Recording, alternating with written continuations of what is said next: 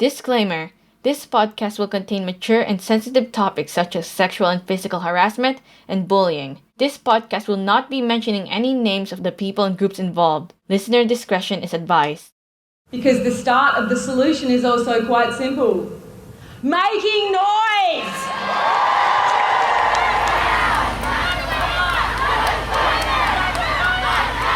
That was the sounds of the March for Women protest in Australia. Women, children, grannies, and many others marched around the country to send a message: enough is enough. I bring this event up as I too was a victim of sexual and physical harassment. And after years of bottling up suppressed trauma and anger, the fear and tears that I had to hold in, I can finally say, "Hi, my name is Ariel, and never have I ever felt safe in my own school."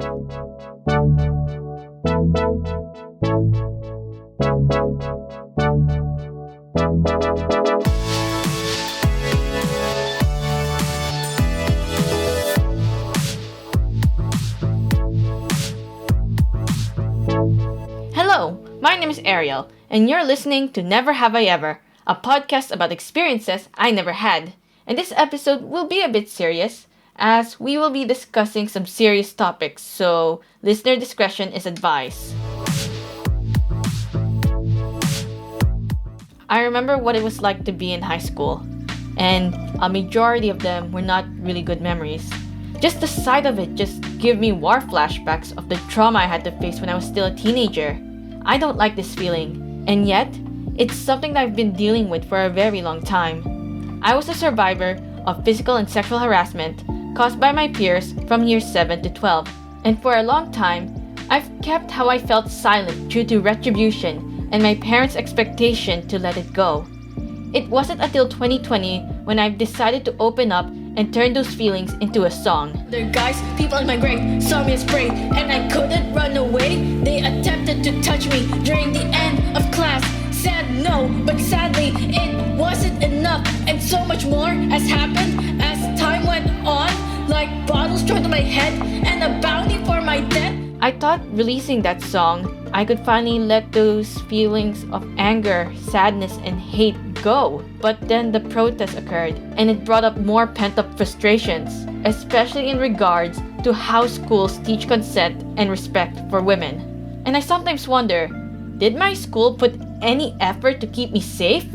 Or was my situation just shoved underneath a rug? Joining me is my friend and old high school classmate Jay. Occupation-wise, he's also a high school teacher and has taught in the same institution where we were both educated. I decided to talk to him as I feel like he can keep me grounded, but also give me a new perspective on the events that have unfolded. And hopefully, I can finally put some closure towards my past.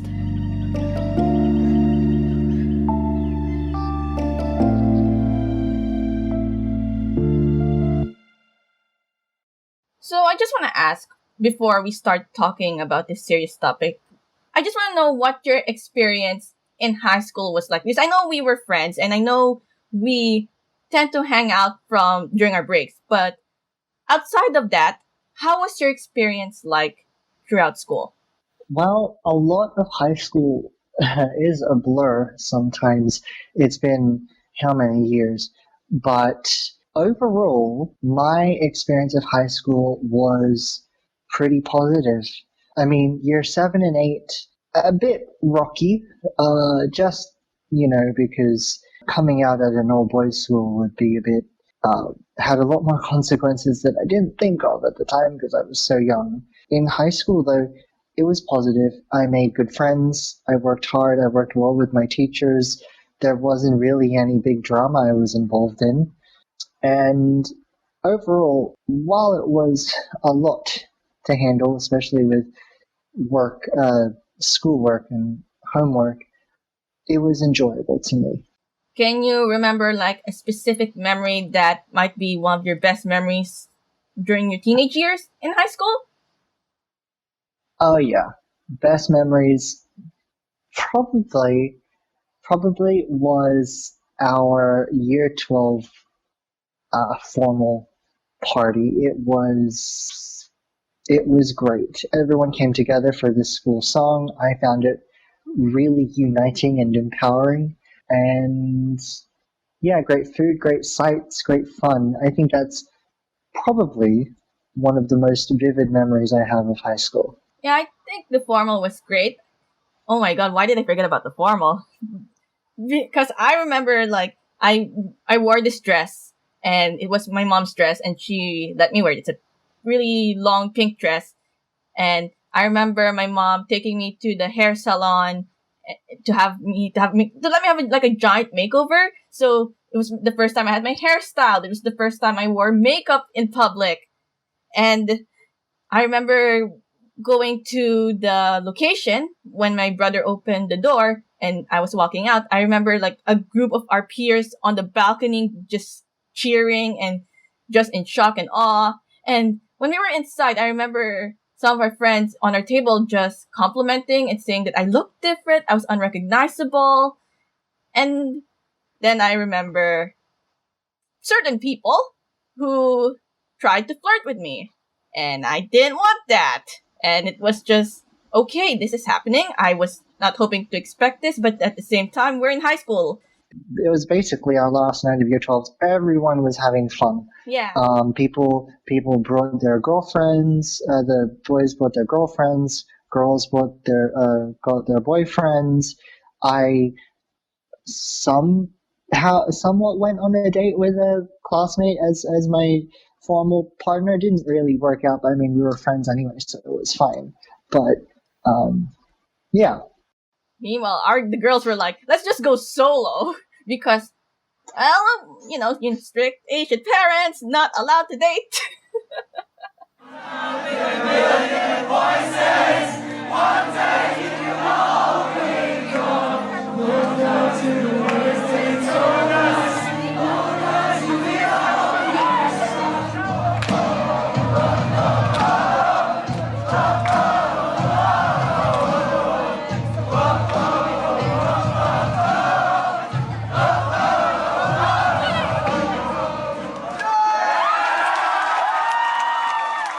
I think one of the issues when it comes to me in high school is that despite there are some good things that happen, and I could name a few, it's just that the negatives overpowered the positives to the point where it's kind of hard for me to think about a good thing that happened because it just gets overshadowed with so many of the other bad things. And I just want to ask, was I the only one who had a bad experience in that school?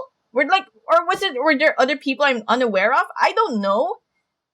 Well, I'm probably not the best example. I was, pretty solitary as well. I just kept my head down, did the work, didn't really get involved with drama, especially from other friend groups. But I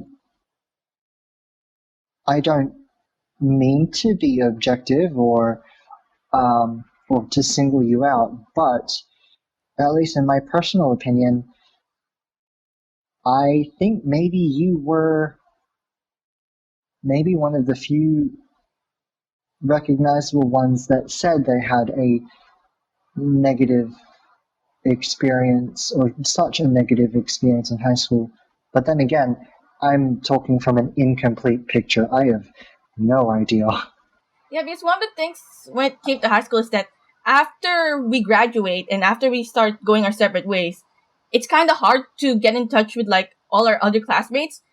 Luckily, we have a group chat where we manage to keep in touch. But I don't think anyone has came out and said, yeah, our experience in high school was bad. And that's what I was worried about. It's like I was the only one who probably did or is willing to talk about it. But at the same time, I have a weird feeling that a lot of our peers just want to disregard high school and just call it like, oh, kids will be kids or boys will be boys. Oh, we were young that time. And I don't mind that statement. The problem is when they start using it as an excuse when it came to bullying and sexual harassment and sexual assault. An example was in year 8 when I remember it was like recess and lunchtime. Some of the boys in a friendship group near where I was sitting, where some of our friends are, they tried to lick they pretend to lick their hand and chase me with it.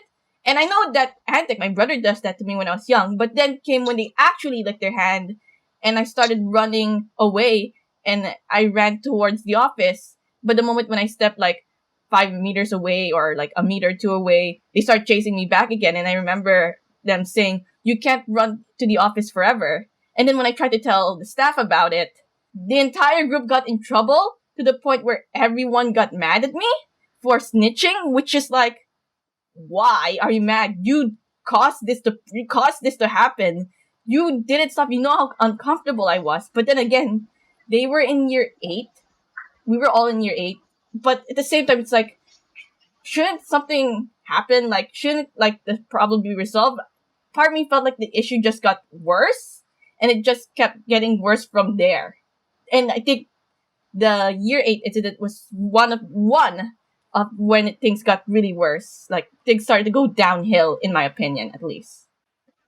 If I can speak more from a teacher's perspective, maybe it's, and this is just my opinion, take it with a grain of salt, okay? A lot of kids, especially in the younger years in which I've taught, have a lot of overreactions to very small things.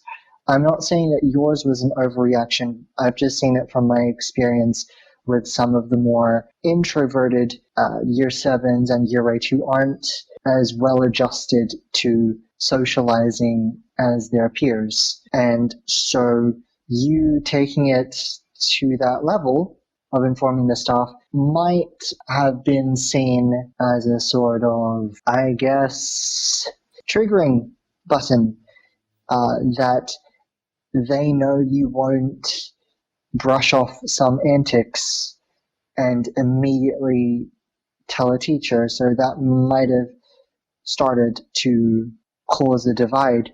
I mean, if I can speak from my own experience, in year 7 and 8, and this was at the all boys school I attended, there were a group of guys in year 7 and 8, they were jerks, and they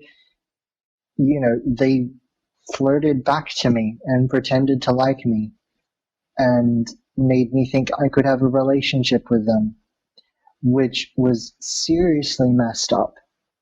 But I talked to the school counselor about this, not a teacher. Well, yes, a teacher, and they led me to the counselor. And that was partially my inexperience of dealing with such a situation before, and I didn't know how to handle it. And even then, as the years went on, I actually began to recognize, oh, they're doing this for fun. I'll just do this for fun back to them. And it became a sort of like great in-joke for the guys, and I'm actually like friends with them. Yes, that incident was brushed under the rug, but I personally left it at that, as just being brushed under the rug. I don't have to do anything else. They know what they did. I know what I did. No one's truly to blame except that, they were in year 7 and 8. They are, 12, 13, 14, and they have literally never experienced a guy liking them. So how are they supposed to react? But that's just my sort of take on this. I understand it could be an inside joke. We're all young, we do stupid things. Sometimes we have an inside joke which might not look good in the surface, but it's just a joke between friends. Like, I remember when I was in year 11 and year 12, I was in that "you're dead to me" phase where I tell people "you're dead to me," where it's not meant to be literal. It's supposed to be like a figure of speech. And I remember the context behind that is when I say "you're dead to me," it usually means I'm going to make a video about this. But I remember there was someone in our year group who didn't get the joke, and I could see why, looking back, I can understand why I might have been the problem when it came to some of the drama that happened within senior year, when someone didn't get the "you're dead to me," and I understand why it led to me being separated with some of my friends in order to keep the other person safe. And despite me trying to explain it's not really me wanting to, hurt someone, I can also see where some of my actions might have interpreted that as well, despite some of my friends knowing it's just a joke. There's no way I will actually harm someone, but at the same time, I understand the point of interpretation. But I wonder where the line draws from that, because there are stuff like that, like, oh, people are joking about flirting, and there are people joking about wanting to hurt someone when in reality, no, that's not what they meant. It's just a figure of speech. But I wonder where it goes too far, because I also remember in senior year, this mostly happened in senior year, where I was in one of the classes and there were not a lot of girls. In fact, there were like two in total, three if we include the teacher. And I remember when there was a time for like a month or so within like halfway through the year where some of the guys started saying, oh, I have a crush on them and giving me unwanted attention. And it was just so embarrassing. It's so uncomfortable. And I keep asking them to just stop because I wasn't in the mood. I wasn't interested. And it just kept on escalating, you know? In my head, it's like, is this meant to be a joke? Are they gonna stop? What is their end goal here? But at the same time, it also felt like, is this sexual harassment? You start to question it because when you read it up, it's like unwanted attention, unwanted, unwanted stuff. And it just kept on going and going. And you question where the joke is. But I don't know. So I just wonder where the line is drawn. What could be the line between a joke and something serious? That is what teachers have to figure out every time things like this come up, because we're dealing with kids. Literally, their brains have not fully formed yet to grasp the consequences of their actions. Me in particular, I know very well I did a lot of immature things that I thought were realistic and sensible when I really, literally I did not have the brain to understand my actions. And it's only now that I've grown out of that I'm like, oh wow, those were some serious actions that I did that would have been very, very bad and detrimental. And I only now grasp the consequences. Oh my gosh, what did I do? And it is extremely subjective. One person's boundaries might be higher or lower than someone else's. And for a person with a high sense of boundaries, like they could be able to tolerate a lot more until it crosses that line. Whereas someone who is very narrow or low boundaries could instantly see a harmless joke as harassment or a threat. That's what teachers have to deal with. There's a lot of systems and procedures in place that help teachers determine what is acceptable and what is not. And so for you, it could be that their boundaries were much higher than yours, so they thought of it as a joke versus your sense of boundaries. Yeah, I could see that. I could sort of understand that at least. Like, they're dealing with so many students, plus they have to make study plans, plus there's so much going on that they're trying their best to keep the students safe. But as someone who has to deal with literal death threats, and harassment, it's kind of, you sometimes wonder, are they doing enough to help you? Because I remember this, like, the amount of times we went to the principal, we talked to them saying, we have a complaint. These are the issues. Why hasn't anything changed, And they keep saying, oh, we're doing our best. We're doing our really best and all that. But in my honest opinion, not really, because this actually led to an incident where I had to go to the hospital. And when we tried to report it to the school, they said that they can't do anything about it because the incident happened out of school. But when we tried to report it to two police departments, one near the local shopping center and one near a train station, both said they can't do anything about it because it's a school bus, so it's the school's problem. So I understand that teachers have a huge duty and they're trying their really best, but I also wonder, and maybe you as well, or maybe other people out there, are they doing enough to protect these kids? Because, like I said, they said to me that they're doing something, they're trying, they're doing everything they can, but I ended up having to go to the hospital, and this was like year 9, year 10. Well, I do want to make it clear, teachers are as much under a system as the school is.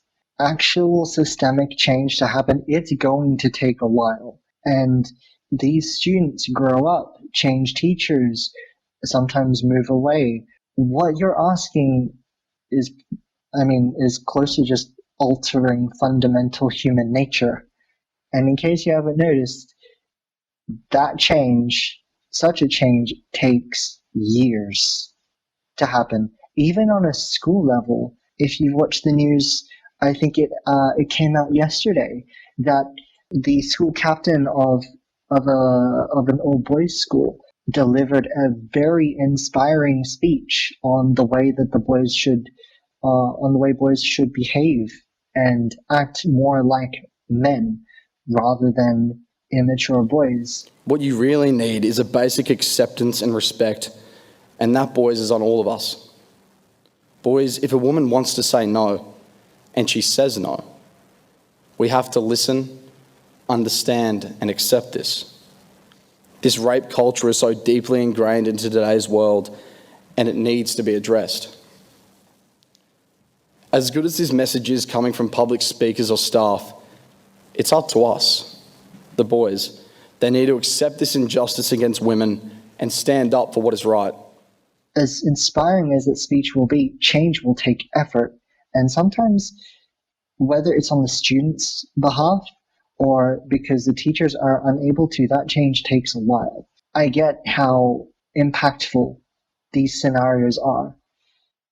But remember that people are people, and people can change. And as people change, so can the systems they work under. It's just going to take a while. Yeah, I understand that change will take its sweet time, a really long time, and you also wonder when it will happen.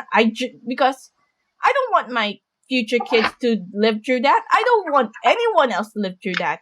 I think a lot of women or victims or anyone, like in their head, they're fighting for change because in their minds, at least the way I see it, they want to be the last ones to have to deal with that, and they want the next generation to not deal with that, like to live in a peaceful environment. And I see why that fighting and getting change will take its time. It will take some effort and lots of decision making and everything.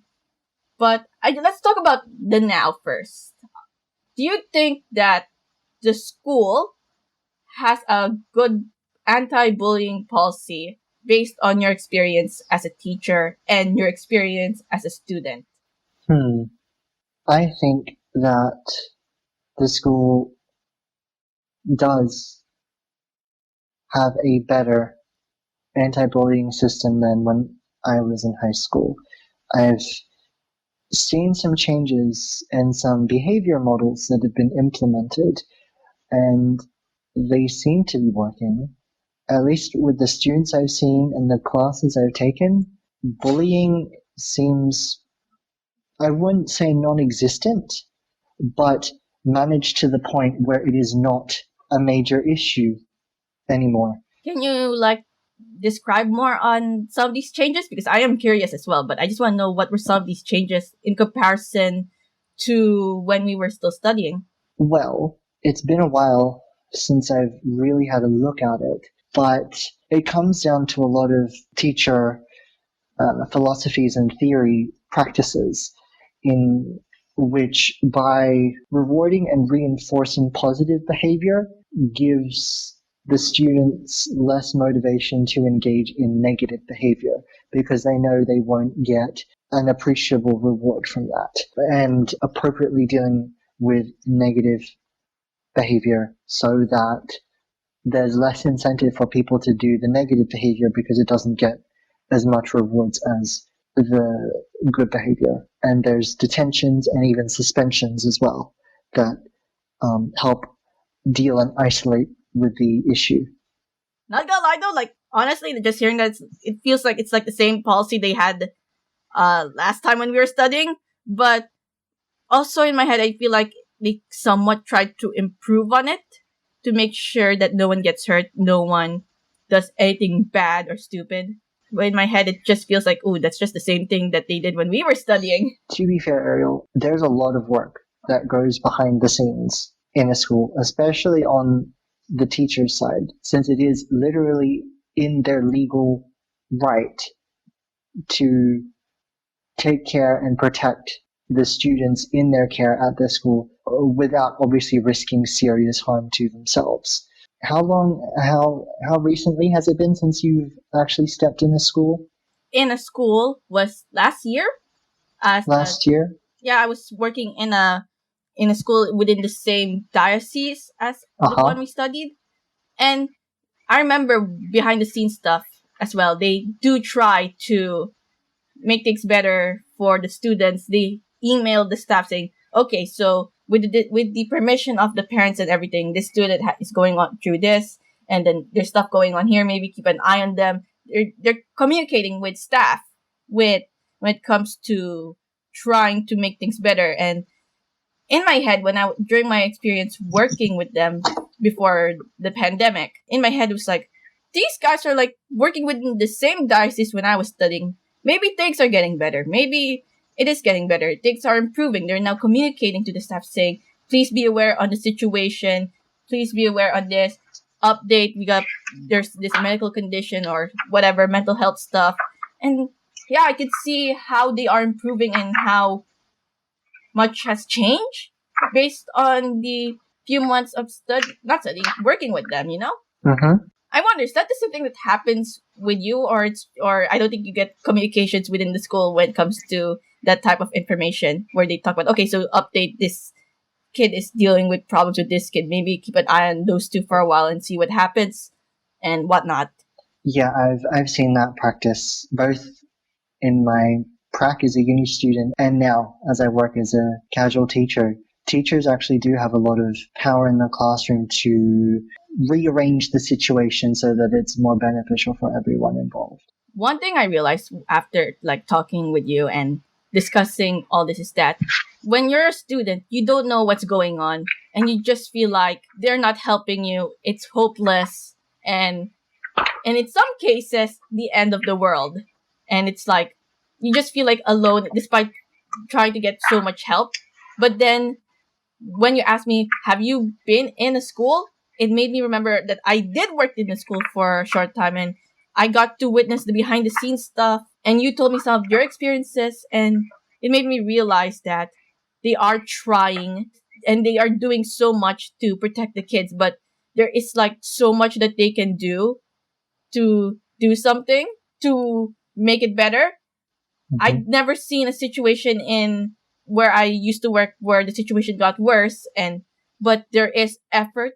I kind of do believe that things are changing and things are getting better. Things are improving, at least within the diocese that you're employed to or casually employed to and where we used to study. So as a newly graduated teacher, how can schools teach consent and safety to the next generation? Like, what can you do as a teacher and a former student to make things safer for students or to anyone really?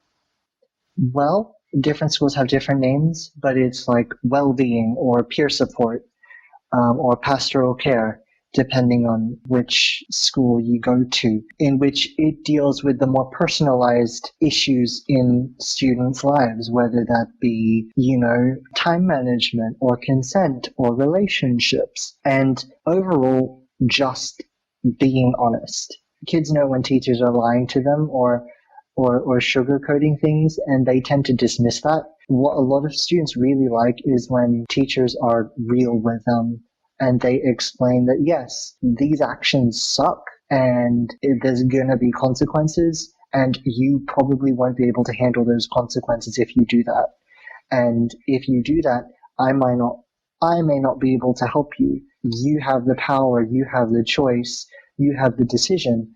A lot of kids are so used to having the responsibilities done for them that they've never had responsibility themselves. And so giving them that responsibility, that choice, is seriously empowering to a lot of students. And like, oh wait, my actions have consequences now. I need to be careful, or at least it'll make them think twice about, maybe I shouldn't do this because then I'm responsible for it. So me as a teacher, I'd want to be real with them and honestly explain that, yes, there are consequences for your actions and these are the consequences.